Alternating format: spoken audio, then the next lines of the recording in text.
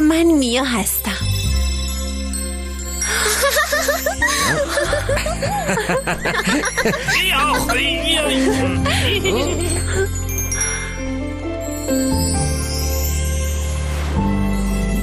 تو پهنه آبی آسمون برق میزنن رنگای رنگین کمون. پس همراه شو یه بار دیگه با قصه‌مون، تو هم بیا بخونمون.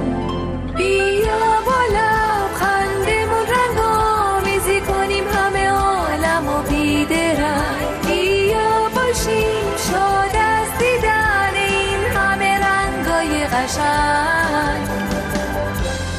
زیر حاله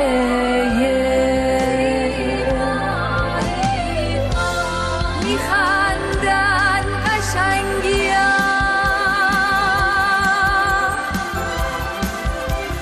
قشنگی ها،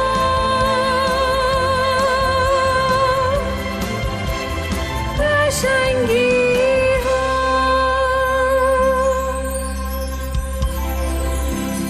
قشنگی ها. ببین نور آفتاب و تو آسمون ابرالو که تا بوده و هست، نیست خبری از ناخوشی و غم.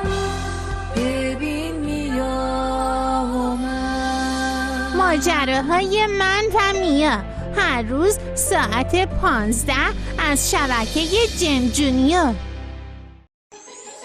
میخوایم با هم آشنا بشیم؟ من مرینتم، یه دختر معمولی با یه زندگی معمولی.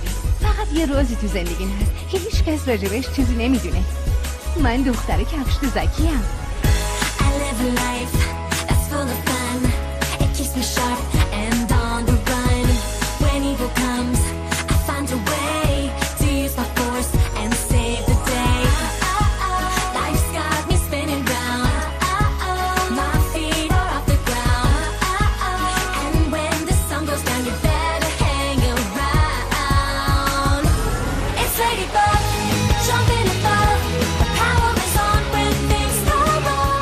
ماجراجویی در پاریس، هر روز ساعت 14 از شبکه جیم جونیور.